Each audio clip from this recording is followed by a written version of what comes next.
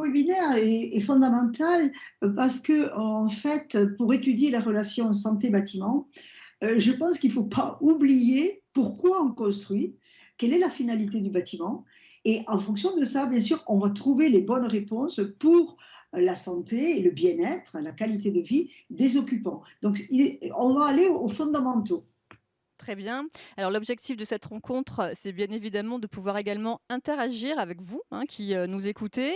Donc je vous invite sans plus tarder à poser vos questions grâce à la messagerie instantanée que vous trouverez dans l'onglet Conversation, qui se trouve au bas de votre écran. Et le docteur Déhou se fera un plaisir d'y répondre après sa présentation. Alors d'ici quelques jours, ce webinaire sera disponible sur le site, hein, du CRES PACA, hein, que je vous rappellerai tout à l'heure. Et puis, je vous signale également qu'afin d'éviter les bruits parasites ou les effets de l'arsène, vos micros seront coupés pendant la présentation du docteur Déhou. Donc, inutile, hein, d'interagir, mais n'hésitez pas, je vous l'ai dit, à poser vos questions par écrit. Alors d'ailleurs, c'est à vous, docteur Déhou, on a hâte de vous entendre. Eh bien, tout de suite, votre présentation, on vous écoute. Parfait. Alors, on va vérifier que tout fonctionne bien. Vous voyez la page, la première page. Donc, Oui. on va essayer. Donc, je vais me présenter rapidement. Vous l'avez déjà fait. Je ne vais pas trop en rajouter. Il y a plusieurs. J'ai écrit plusieurs ouvrages sur la thématique depuis 93. Donc, vous voyez, ça fait quand même un petit moment. Bon, vous les voyez là à l'écran. C'est bon. Je ne vais pas trop m'apesantir, mais c'est vrai que pour moi, les bâtiments qui impactent le plus sur la santé, c'est les bâtiments qui accueillent les enfants puisqu'ils sont en construction et que c'est là qu'on a l'impact le plus lourd sur le devenir de l'enfant. Alors, l'ingénierie de santé dans le bâtiment, comment on l'applique? Ben voilà, vous avez différentes missions. On accompagne la maîtrise d'ouvrage, la maîtrise d'œuvre sur l'intégration de la santé dans les projets de bâtiment, aussi dans les projets urbains comme quartier santé positive. Au départ aussi, il faut commencer à s'occuper des produits et des équipements et voir leur impact sur la santé si on veut que, in fine, le bâtiment réponde aux objectifs. Il y a des maillons dans la chaîne du bâtiment qui sont moins sensibilisés que d'autres. Si la maîtrise d'œuvre est sensibilisée, les entreprises le sont beaucoup moins. C'est pour ça qu'on a développé ces formations et ateliers sur la qualité de l'air pour donner aux entreprises les bonnes pratiques qu'ils doivent développer sur les chantiers. Donc c'est pour ça qu'on a développé avec l'ADEME ces ateliers Airbat. Bien sûr qu'on accompagne les mesures de qualité de l'air intérieur. On a développé des méthodologies, la méthode ECRIN pour l'ADEME, et on l'applique. On est en train d'avoir un beau projet sur enfin, l'impact sur la qualité de l'air des produits de réemploi, parce qu'on n'y pense pas beaucoup. Et quand même, certains produits bois peuvent continuer à émettre pendant de longues années, que ce soit des biocides, comme les traitements des charpentes, par exemple, ou les panneaux de bois qui peuvent émettre du formaldéhyde pendant 15 à 20 ans. On a un autre projet aussi qui est le projet crèche PE-Free, c'est-à-dire l'évaluation des perturbateurs endocriniens dans les crèches. Bon, voilà. Et après, livres et plaquettes. Voilà. Donc, c'était pour un petit peu présenter nos modalités de travail sur cette thématique santé-bâtiment, une pratique très au cœur je ne vais pas dire qu'une pratique est pratique, mais c'est surtout on va avoir une méthodologie très pratique au sein des projets de bâtiment. Voilà. Alors, bon, le sujet de notre webinaire aujourd'hui, c'est bâtiment et santé. Bien. Alors, on va commencer quand même, il faudrait quand même bien définir ce qu'est la santé. Parce que souvent, on pense que c'est uniquement l'absence de maladie ou d'infirmité. Et je crois que là, franchement, il faut avoir une vue un peu plus large parce que la santé n'est pas que l'absence de maladie ou d'infirmité. Elle est selon la définition de l'Organisation mondiale de la santé en 1946, donc vous voyez, ça fait 75 ans et plus, que la santé est définie comme un état de bien-être. Et être bien, c'est être en bonne santé. Et être bien sur le plan, bien sûr, d'abord physique, on va le voir, psychique et social. Il ne faut pas oublier ce trépied, parce que si on ne considère que le côté physique, eh ben, il est certain qu'on ne voit pas la globalité de la santé.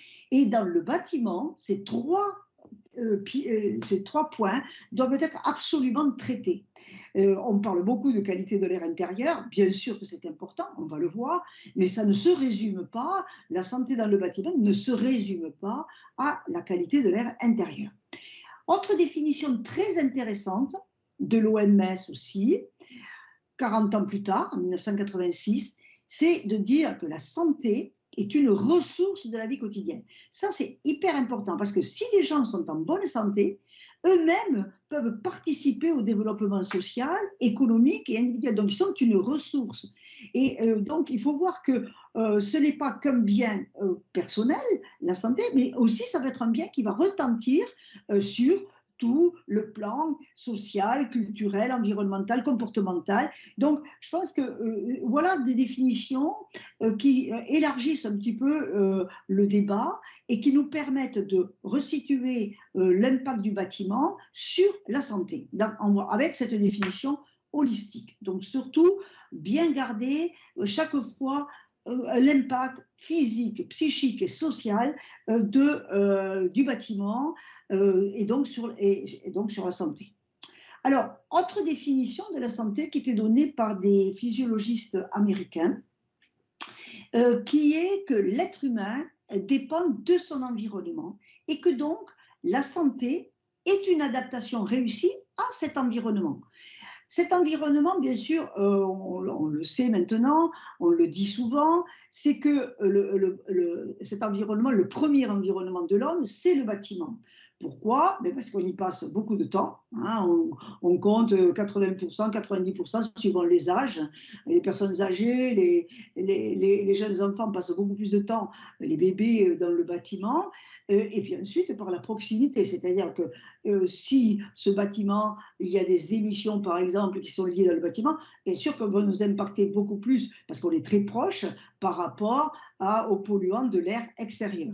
Donc, il faut bien voir que le bâtiment est notre premier environnement et que donc, on doit s'adapter à ces influences du bâtiment et c'est justement si on s'adapte qu'on est en bonne santé. Alors bien sûr, vous me direz, il y a des personnes qui s'adaptent plus ou moins facilement, ça c'est évident, mais la santé qui en résulte est une adaptation réussie. Voilà, donc nous avons vu, nous avons défini la santé sur deux plans. Alors maintenant, donc, l'homme qui est dans le bâtiment, eh ben, il va être pris en sandwich entre des sollicitations environnementales qu'il va avoir dans ce bâtiment et ses besoins. Voilà. Donc, il va falloir que lui, il s'adapte aux sollicitations environnementales et que ce bâtiment puisse répondre à ses besoins. Voilà, c'est ce qu'on va aborder. Alors, d'abord, au premier volet, offrir la santé en prenant en compte les sollicitations environnementales. Alors, quelles sont-elles? Alors, je pense que déjà, vous en avez dans l'idée certaine. Donc, nous avons notre population qui est dans un espace clos, bâtiment, et ce bâtiment, ça peut être bien sûr des bâtiments, le logement, mais ça peut être aussi le bâtiment tertiaire, les écoles, les bureaux, les commerces, donc c'est tout type de bâtiment. Alors, dans ce bâtiment, la première sollicitation environnementale, c'est bien sûr l'air qu'on va respirer. C'est pour ça on se préoccupe bien sûr de la qualité de l'air intérieur. Donc là, c'est par la respiration que nous serons sollicités par notre environnement. Ensuite, par notre sensibilité générale. Alors ça, c'est pas très bien connu, on n'en parle pas beaucoup, pourtant c'est hyper important, mais vous savez, il y a des choses qui ne se quantifient pas facilement et donc qui passent un petit peu à la trappe. on va voir aussi par la sensorialité. Alors ça, c'est la sensibilité spécifique, celle qui est liée à nos sens. Là, on y pense. On pense, bien sûr, que nos sens, c'est un moyen, un lien particulier entre l'environnement et notre corps. Bien sûr que dans ce bâtiment, on va avoir de l'eau et les sollicitations environnementales peuvent passer par les composants de l'eau, par aussi l'environnement électromagnétique. Alors là, on en parle souvent, on attribue, on n'a pas une analyse des fois assez rigoureuse. Donc cet environnement électromagnétique qui va nous impacter dans le bâtiment, il se compose par des radiations non ionisantes, c'est-à-dire les champs magnétiques des basses fréquences, les hyperfréquences, et puis bien sûr, au-delà de la lumière qui est au milieu, des radiations ionisantes comme les ultraviolets, les rayons X qu'on peut avoir dans certains types de bâtiments. Voilà. Donc ça, voilà les grandes sollicitations. Voyons un petit peu en détail qu'est-ce que nous avons par la sensibilité générale, qu'est-ce qui nous arrive de notre environnement et comment ça nous touche.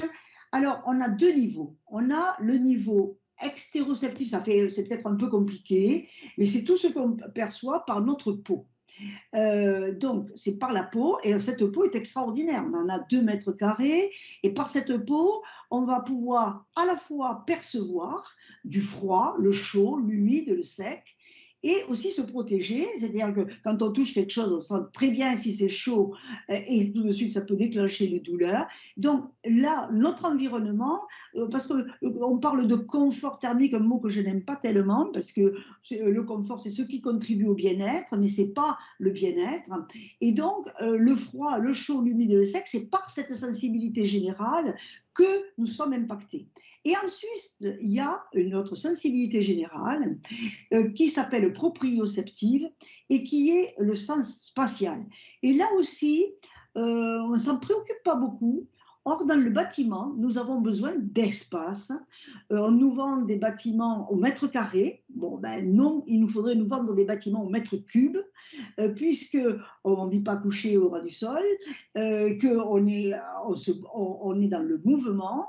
Et le sens spatial est très important et pas assez pris en compte. Bien sûr, pour des soucis de rentabilité, on va nous vendre des hauteurs sous plafond de 2,50 m. Souvent, on s'aperçoit que 2,70 m, ça serait quand même mieux. Et c'est très important de réfléchir à ce sens spatial qui n'est pas le même pour l'adulte et pour l'enfant. C'est vrai qu'un enfant, il peut être perdu dans un volume très important et on doit faire des petits coins avec des volumes adaptés.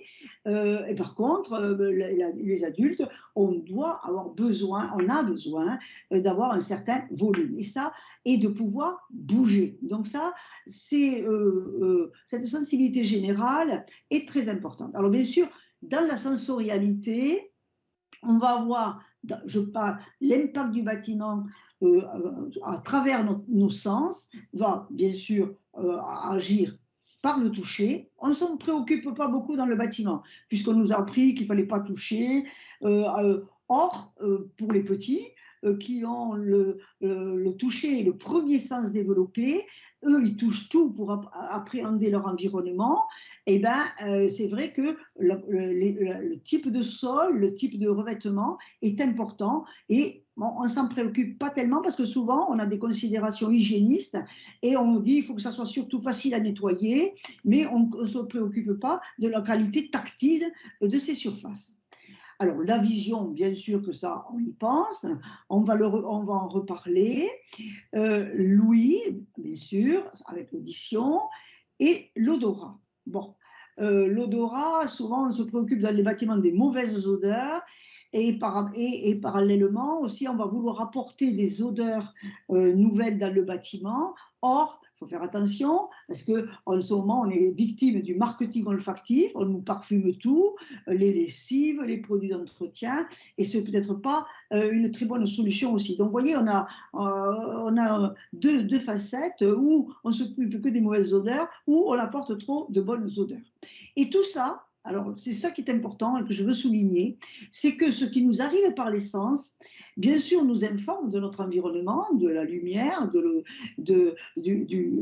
l'environnement sonore, mais tout ça va donner des informations, ces perceptions sur nos capteurs sensoriels, vont donner une information au système neurovégétatif, lequel est le pilote automatique de notre organisme. Et donc, ce qu'on perçoit par les sens est très important parce que ça va au plus profond de nous-mêmes, même par exemple quand on dort, les sons qu'on va percevoir pendant le sommeil vont impacter sur le système neurovégétatif, donc accélérer le cœur, la digestion, l'accélération du transit intestinal. Bon, voilà, on ne va pas détailler, mais voilà, c'est pour vous montrer que tout ce qui, dans notre environnement, va nous solliciter, eh ben, a un impact sur notre bien-être. Bien, donc là, on va voir qu'il va falloir qu'on s'occupe de ça. Et maintenant, on va voir qu'il faut que le bâtiment réponde aux besoins humains. Alors, qu'est-ce que c'est ces besoins humains? Est-ce que c'est quelques petits besoins de respirer, de manger, ou est-ce que c'est plus complet? Et bien sûr, on va voir que c'est beaucoup plus large que ça. Alors, ces besoins humains. Ces besoins humains, il y a une véritable pyramide qui va nous montrer que, au bas, bien sûr, vous avez les besoins. Alors, si je reprends mon trépied précédent, dans les besoins physiques, ils vont se diviser en besoins physiologiques, sensoriels et sensibles en fonction de ce que je viens de vous dire précédemment. Les besoins psychologiques, bien sûr, sont là, et les besoins sociaux. Donc, dans les besoins humains, nous avons cette pyramide que nous allons détailler et voir à quoi ça correspond et comment le bâtiment y répond. Alors, les besoins physiologiques, bien sûr, c'est respirer, ça vous avez compris, c'est le plus important. On respire 100% du temps, on n'arrête pas de respirer. C'est tellement automatique qu'on ne s'en préoccupe plus, tandis que boire et manger, on en fait un acte volontaire, tandis que respirer, c'est un acte inconscient. Et pourtant, il impacte énormément sur tout ce qui va pénétrer par voie respiratoire dans notre organisme. Donc, physiologique, boire, manger. Éliminer, alors ça, souvent on l'oublie. Oui, bien sûr, il faut qu'on aille, il faut qu'on élimine. Et dans certains bâtiments, il faut qu'on s'occupe bien de traiter les lieux où l'on va éliminer, donc les toilettes. Alors ça paraît, c'est pas sexy, mais par exemple, les toilettes scolaires sont un réel problème. Et donc, il y a des enfants qui ne vont plus aux toilettes scolaires parce que, pour X raisons, elles sont trop loin, elles sont sales, elles ne sont pas adaptées. Bon, et donc, l'impact est important, surtout chez les petites filles, où on peut avoir des cystites à répétition par rétention urinaire, puisqu'elles ne vont plus aux toilettes, elles vont aux toilettes avant de partir de la maison et le soir quand elles rentrent. Donc, vous voyez, donc, bon, là, on ne va pas parler des toilettes dans tous les bâtiments, mais c'est un exemple. Se mouvoir, alors il est important que le bâtiment permette le mouvement. Donc bien sûr, il faut qu'il y ait un petit peu d'espace pour pouvoir se bouger. Hein. Il faut aussi, on va parler du design du bâtiment pour pouvoir faciliter le mouvement dans une population qui est très sédentaire. Important, c'est de pouvoir dormir et se reposer. Ces deux éléments, ces deux besoins physiologiques doivent être satisfaits et souvent le sommeil peut être perturbé par, bien sûr, vous comprenez, le bruit, surtout, c'est sur lui qu'on accuse le plus. Et si on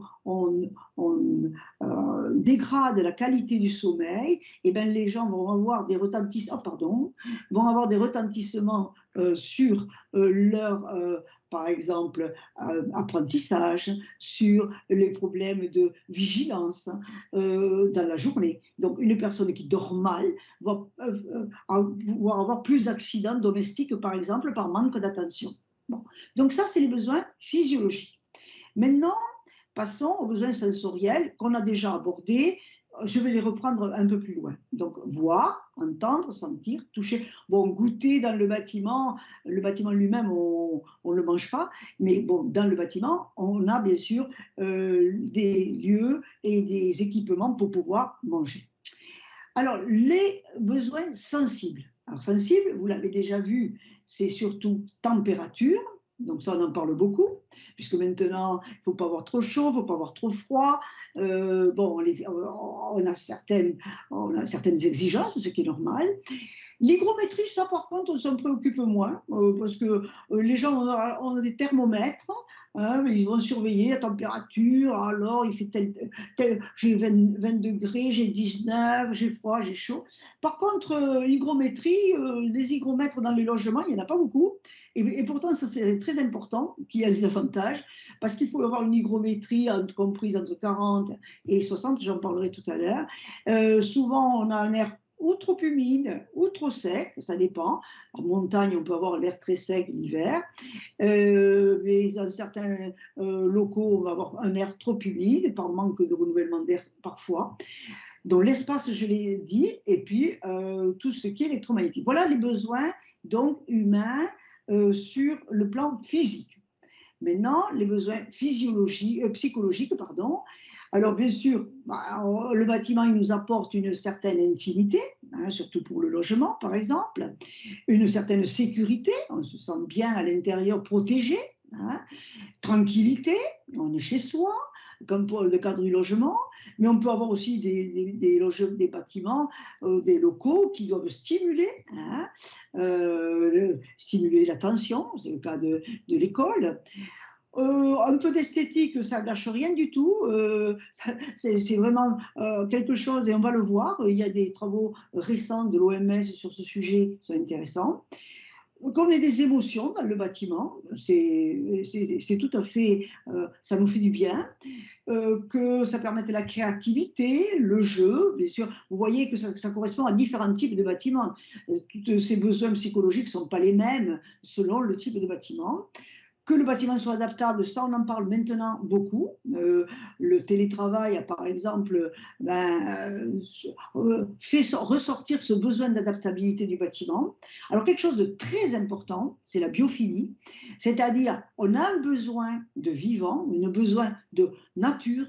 Donc c'est vrai que dans le bâtiment, soit on y met des plantes, bien sûr, soit on les a à l'extérieur, mais c'est quelque chose, l'homme vivre dans un milieu très minéral n'apporte pas du bien-être. On a besoin de végétation. L'estime, c'est-à-dire que bien sûr que quand on est dans un bâtiment qui est beau, qui correspond à tout cela, eh bien, on a une certaine estime de soi et des autres. Donc ça, c'est le plan psychologique. Et ensuite, les besoins sociaux. Eh bien, les besoins sociaux, bien sûr que le bâtiment doit permettre la convivialité, permettre de pouvoir se rencontrer. Donc ça maintenant, de plus en plus, on fait des espaces dans du logement, par exemple, des espaces de partage, des espaces qui permettent le lien. Euh, Bien sûr qu'on se soucie que des services ne soient pas trop éloignés, alors qu'on a construit souvent des bâtiments très éloignés de tous les services. Eh bien, on s'aperçoit qu'on parle maintenant de la ville du quart d'heure, c'est-à-dire que dans le quart d'heure, on doit pouvoir avoir les services essentiels, que ces bâtiments permettent de l'intergénérationnalité, ça c'est on sent qu'il y a un gros besoin de ce côté-là. Et puis, bon, c'est vrai que le bâtiment dégage une certaine appartenance à un groupe social. Voilà. Donc ça, nous avons là fixé les besoins humains. Donc maintenant, on va les détailler et voir comment le bâtiment peut répondre à chacun d'eux. Alors, si on commence par les besoins physiologiques qu'on a énumérés. Bon, on a vu qu'on avait besoin de respirer. Donc, la qualité de l'air est importante. On en parle beaucoup et c'est vrai que c'est majeur parce que c'est notre exposition permanente à notre environnement. Bon, la qualité de l'eau, bon, c'est vrai que le bâtiment, en principe, on apporte de l'eau qui est potable au bâtiment. Il faut veiller à ce que, après, c'est potable au compteur. Après, maintenant, on mesure aussi la potabilité de l'eau au robinet du consommateur. Donc, ça veut dire qu'il ne faut pas que les conduites, les installations de plomberie dégradent cette qualité de l'eau. On a dit que dans les besoins, il fallait manger, donc l'agriculture urbaine participe à ce besoin-là outre tout ce que ça apporte en plus, l'agriculture urbaine, parce on va avoir un contact direct avec la végétation, la croissance, bon, mais aussi en même temps, on va pouvoir avoir la joie de voir des plantes qu'on va pouvoir manger. Donc, c'est un sujet très intéressant qui permet de se regrouper. Donc, en même temps, cette agriculture urbaine, même si elle satisfait le besoin de manger, elle va apporter, elle va aussi jouer sur les besoins psychologiques et les besoins sociologiques. Alors, le design actif, ça c'est très important, ça c'est pour faire bouger. Faisons bouger les occupants. Et donc, maintenant, dans les projets, on fait très attention, par exemple, de ne pas valoriser l'ascenseur, de le mettre plutôt pas visible d'emblée, mais par contre de valoriser les escaliers, qu'ils soient beaux, qu'ils soient larges, qu'ils soient éclairés, pour pouvoir, que les gens aient envie de prendre les escaliers, parce que, bien sûr, ça va participer à la mobilisation des occupants. Le calme, bon, ça, tout le monde est conscient que c'est un besoin important à satisfaire. Donc, c'est vrai qu'en milieu urbain, la protection vis-à-vis des axes routiers, c'est vrai qu'on va essayer intelligemment de mettre plutôt les zones nuit à l'opposé des voies de transport pour quand même apporter un certain calme, même en milieu urbain. Alors après, il y a le mobilier, mais surtout ces mobiliers pour le repos, le sommeil, le repas, bon, ils doivent être adaptés. C'est un listing, je ne peux pas détailler tout, on va simplement faire des zooms sur les sujets importants, et puis si vous avez des questions, je répondrai. Les sanitaires, j'ai déjà un petit peu évoqué le sujet, et ce n'est pas à négliger. Et puis, puisqu'il faut éliminer, il faut bien sûr aussi éliminer les eaux usées, les déchets, et là aussi, on doit veiller à apporter, à traiter ces besoins de manière les plus pertinentes possible dans le bâtiment. Alors on va faire un petit zoom quand même parce qu'on ne va pas pouvoir parler de tout ça en demi-heure, mais on va faire un zoom bien sûr sur la qualité de l'air intérieur puisque quand même enfin on s'en occupe un peu plus. Alors dans cet air intérieur, qu'est-ce qu'on respire? Alors, bon, la plupart d'entre vous le savez, on respire bien sûr des gaz, on respire des biocontaminants, des particules, on va les voir. Alors, on respire des gaz. Alors, dans ces gaz, il y a les COV, alors ça fait très branché, c'est composés organiques volatiles, donc c'est des molécules qui sont donc à l'état gazeux dans notre air et qui peuvent être émis, j'ai mis quelques petits pictogrammes, quelques petites illustrations par les produits d'entretien, par les produits du bâtiment. Ensuite, on a des gaz de combustion, les oxydes d'azote, NOx, le monoxyde de carbone, et qui donc vont sont symbolisés par la flamme. L'ozone, O3, vient plutôt de l'extérieur, des pics, par exemple, quand on a très beau temps et que le soleil casse certaines molécules de combustion dans les villes, et donc vont faire des pics d'ozone très irritants, augmente les réactions allergiques. Et le radon qui vient, vous voyez la carte de France en dessous, qui vient des zones géologiques granitiques, vous voyez surtout la Bretagne, Massif central, un petit peu les Pyrénées. Voilà, dans ces zones-là, alors vous allez dire comment ça se fait qu'on s'occupe maintenant du radon alors que c'est un gaz qui existe depuis que la Terre est Terre? Ben oui, on s'occupe du radon depuis les chocs pétroliers des années 70, parce qu'en ayant voulu, en voulant économiser donc le pétrole, vous voyez, on a incité les gens à confiner leur logement, puisque pour économiser l'énergie de chauffage, bien sûr qu'on ne voulait pas perdre les calories et que donc on a perdu l'habitude d'aérer, de ventiler. Et à ce moment-là, bien sûr, on a eu aussi une augmentation de concentration de radon. Alors, on ne le surveillait pas avant, donc on ne peut pas savoir. Mais maintenant, on voit quand même que dans certaines zones, il faut d'autant plus installer des ventilations adaptées. Donc voilà, ça c'est dans les gaz. Ensuite, on a les biocontaminants. Alors là, bon, on sort de l'épisode d'un épisode de pandémie, de contamination virale. Bon, ok, mais on a surtout ce qui impacte le plus et le plus fréquemment dans les bâtiments, c'est les moisissures, par l'humidité qu'il peut y avoir, par des dégâts des eaux aussi, et par manque de ventilation. Donc les moisissures, c'est un des biocontaminants qui nous impacte le plus au niveau sanitaire. Bon, les bactéries peuvent être des bactéries bon, humaines qu'on transporte. Ce n'est pas le volet le plus important. Bon, les virus, on en a parlé. Mais dans ces biocontaminants, il y a aussi bien sûr les pollens qui nous viennent de l'extérieur. Il y a aussi les allergènes, des poils des chats, des chiens. Donc, c'est un volet assez complexe et qui ne s'analyse pas de la même façon que tous les autres. En plus, on a de la matière en suspension dans l'air qui peut être fibreuse ou qui peut être sous forme de particules.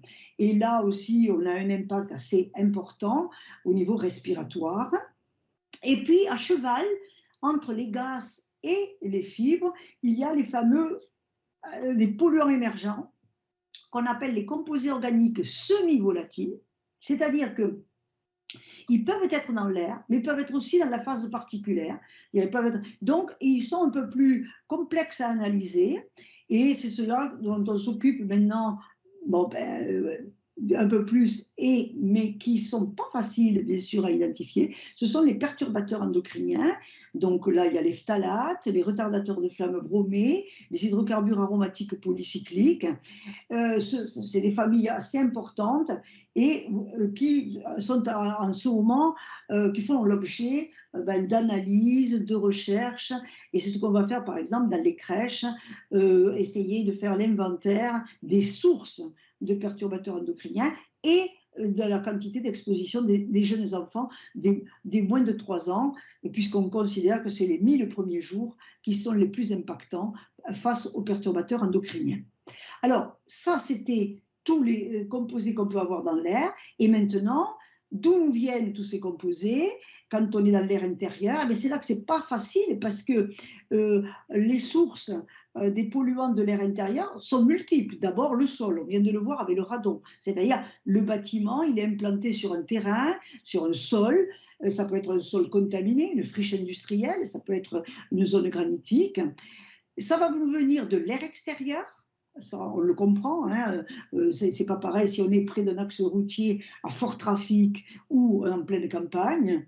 Ça va venir des produits et des équipements. Il n'y a pas que les produits, hein, il y a aussi des équipements qui peuvent être des équipements de chauffage, de ventilation, s'ils sont mal entretenus, peuvent être source de contamination, du mobilier et surtout des activités des occupants. Parce que souvent, quand le bâtiment a déjà quelques années, les produits de construction émettent quand même moins, mais par contre, les activités des occupants peuvent être source de nombreuses molécules et surtout les produits d'entretien, les activités de bricolage peuvent contaminer bien sûr l'air intérieur. Voilà donc ce petit zoom rapide parce que on a quand même, mais pour montrer qu'un des besoins qui est qualité de l'air doit être vraiment satisfait et ce n'est pas facile quand on voit toutes les problématiques qui sont afférentes à la qualité de l'air. Donc voilà pour les besoins physiologiques. Maintenant, faisons un petit zoom sur les besoins sensoriels. Alors dans les besoins sensoriels, nous avons besoin de lumière, nous allons voir. La lumière, bien sûr, facilite la vision, donc on peut se déplacer sans risque. La lumière se décompose en couleurs et qui sont très importantes et dont on s'intéresse à la fois un petit peu sur le plan psychologique, mais bon, il y a à travailler sur les couleurs, la complémentarité des couleurs. Notre œil voit en complémentarité, donc c'est-à-dire le rouge et le vert, c'est des couleurs complémentaires. Si j'apporte beaucoup de vert, je dois avoir une petite note de complémentarité. Donc ça, c'est donc l'impact de notre environnement coloré. L'acoustique, bon, là, je crois que tout le monde comprend que s'il y a trop de bruit, on est quand même très stressé. Donc on va voir les odeurs, on en a parlé, et les textures qui sont souvent un peu oubliées. Alors quel zoom on va faire? Eh bien on va faire un zoom sur la lumière. Parce que bien sûr qu'on a besoin, alors lumière naturelle, je parle, lumière artificielle n'étant qu'un palliatif quand on n'a plus de lumière naturelle. Et cette lumière, il faut bien voir qu'elle ne sert pas qu'à voir. Et souvent, quand on parle de confort visuel, eh bien, on ne parle que de la lumière qui sert à voir. Mais la lumière a des impacts beaucoup plus importants. La lumière, donc, joue sur les performances visuelles. C'est sûr que si je n'ai pas assez de lumière, je ne vois pas. Mais la lumière a une action biologique et physiologique qui est très importante. Et là, je l'ai mis, alors c'est peut-être un peu chargé là, sur la diapo, mais la lumière régule la plupart des réponses biologiques. Alors, je vous en ai marqué quelques-unes. D'abord, circadienne, ça veut dire presque un jour. C'est-à-dire, c'est des réponses qui vont être rythmées par l'alternance quotidienne lumière-obscurité. Et c'est très important parce que nous avons une horloge biologique et cette horloge biologique va régler certaines sécrétions hormonales. Nous avons des hormones qui vont être sécrétées la nuit à 4 heures du matin, par exemple la cortisone. Nous allons en avoir d'autres qui vont être sécrétées, par exemple la mélatonine uniquement dans l'obscurité. Et la mélatonine va régler en cascade toutes les autres hormones.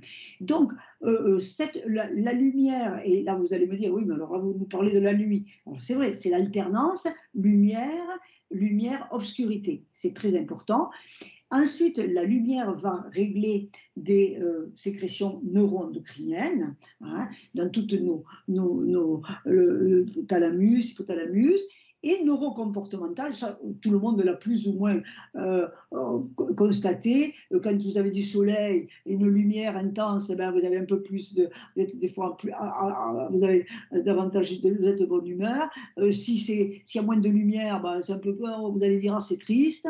Voilà. Donc ça, je pense qu'il faut vraiment rendre compte que nous avons besoin de lumière naturelle. Donc dans le bâtiment, il faut qu'on fasse rentrer le maximum de lumière naturelle. Alors vous allez me dire, oui, mais alors à ce moment-là, on va faire rentrer de la chaleur. Oui, c'est vrai, c'est un équilibre qui doit être trouvé, mais par exemple, toutes les circulations, je viens de parler tout à l'heure des escaliers avec de la lumière naturelle, ben, d'abord les gens les emprunteront davantage, et c'est important parce que ça va faire du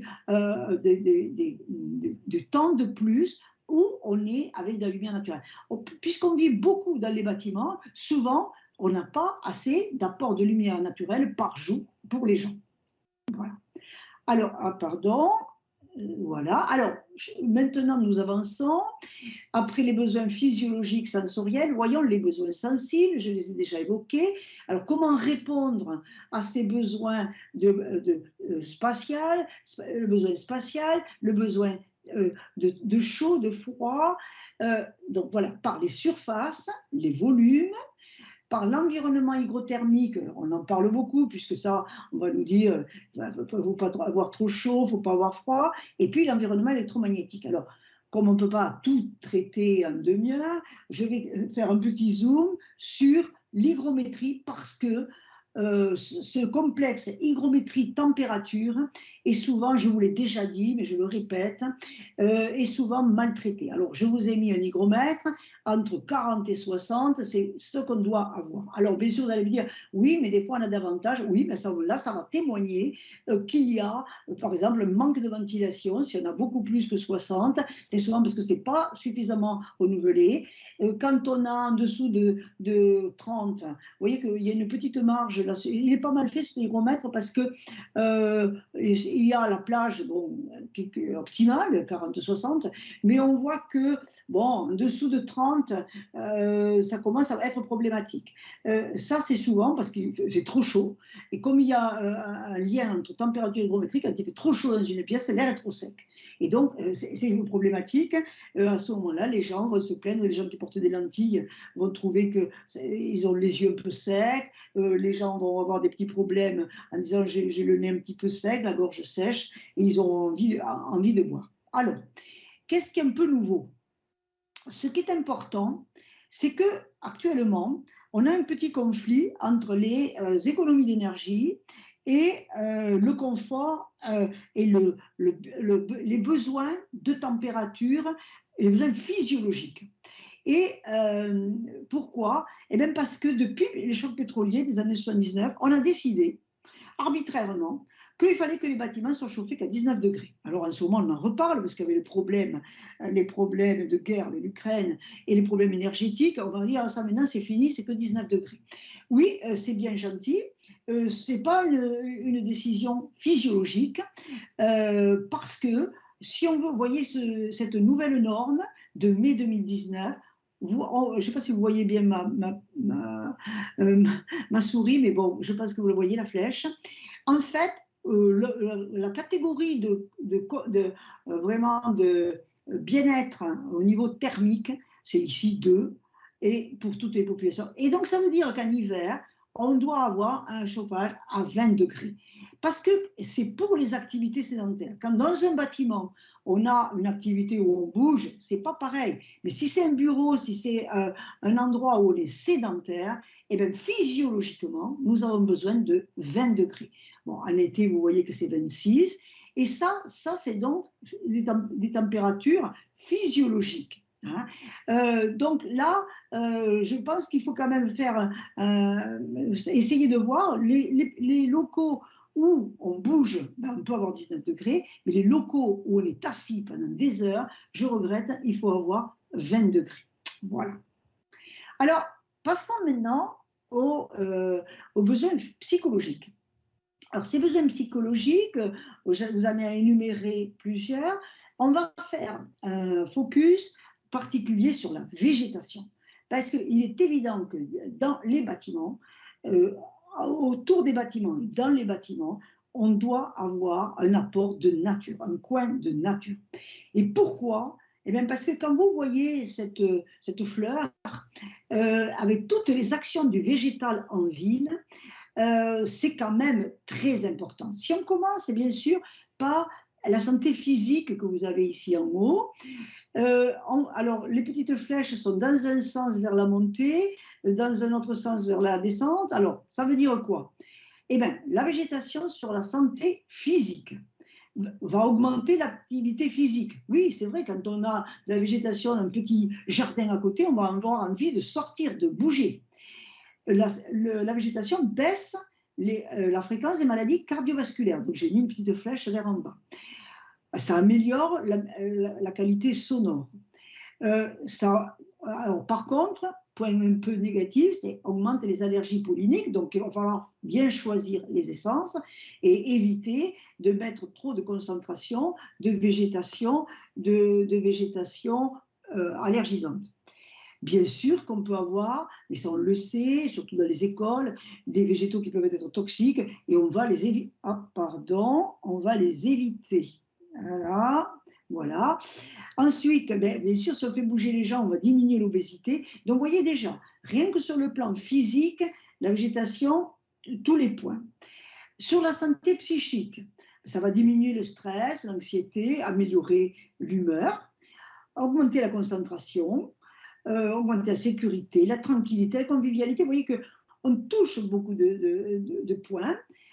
La santé sociale, ça augmente la cohésion sociale. Oui, c'est vrai, si vous mettez, j'en parlais avec l'agriculture urbaine, mais ça peut être avec autre chose, ça peut être un petit jardin avec un banc, et bien, vous avez envie de vous y asseoir au milieu des plantes et on échange, on discute. Ça augmente les contacts. Du coup, ça permet des activités communes et bien sûr, ça augmente le sentiment d'appartenance. Donc, santé physique, psychique, sociale, voilà. Et même, en même temps, l'économie, ça augmente la valeur des biens fonciers, ça donne une attractivité à une partie du territoire et bien sûr que ça augmente la qualité du cadre de vie. Et au niveau environnement, eh bien, on en parle beaucoup, puisqu'on est confronté maintenant aux îlots de chaleur. Eh bien, en apportant du végétal, on apporte des îlots de fraîcheur. On diminue la pollution de l'air, surtout pour les particules, parce que les particules vont être fixées sur les feuilles et après vont être lixiviées par la pluie. Ça augmente la biodiversité, ça augmente l'évapotranspiration. Donc, vous voyez que l'action du végétal, elle est quand même majeure et qu'on doit vraiment l'intégrer au bâti. Voilà. Alors après, pour continuer les besoins psychologiques, eh ben, continuons. Bien sûr que on va apporter dans le bâtiment des espaces de détente. Donc, vous voyez, ce sont les réponses que doivent apporter bâtiment. Le bâtiment doit apporter de l'intimité, de la sécurité, de l'esthétique, et on va voir, et des ouvrages d'art. Alors là, très intéressant, puisque récemment, vous voyez, c'est novembre 2019, l'OMS a fait publier très belle étude, et c'est la première, sur le lien entre les arts et la santé. Et donc, et ça bien sûr que dans le bâtiment, l'art peut être introduit, ou dans l'urbanisation. Bon, donc ce travail est intéressant parce que montre bien la place des arts et la sensibilisation à leurs bienfaits dans les soins de santé. Ça, pour certains hôpitaux, on l'a déjà remarqué, pour certaines maisons de retraite. Bien sûr que ça, il ne faut pas être négligent sur cet aspect-là, parce que nous en avons besoin, c'est un besoin, hein.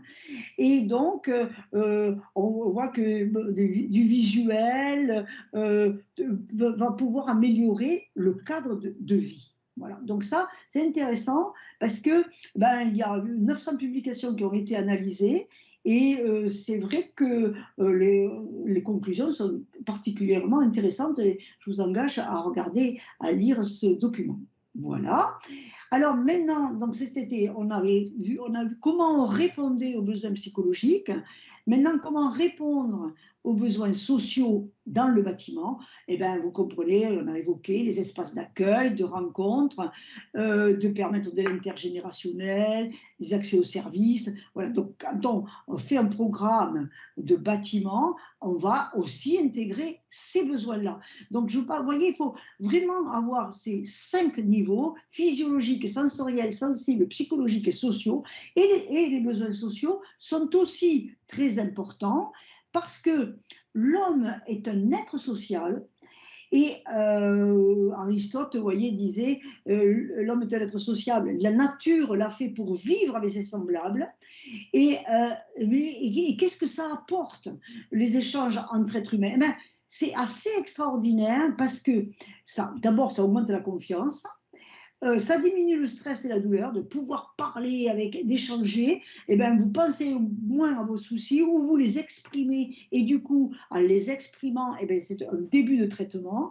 Ça induit du plaisir. Et ce qui est assez intéressant, c'est qu'en même temps, on a pu mesurer que ça stimule la production d'ocytocine, par exemple, qui est l'hormone de l'attachement et du lien social, et de dopamine, qui est le neurotransmetteur de la récompense et du plaisir. Donc, vous voyez que les échanges entre êtres humains aussi ont un impact physique, hormonal, qui n'est pas négligeable, et qui est mesurable. Donc, vous voyez qu'en se préoccupant, en essayant de traduire tous les besoins humains dans le bâtiment, ben, on va arriver à offrir la santé en ayant une approche avec une vision globale. Je vous remercie. Et après, je pense que vous allez avoir dans le diaporama un petit peu de bibliographie. Et voilà. Et après, vous pouvez avoir bien sûr le contact avec le CRES. Je vous remercie de votre attention.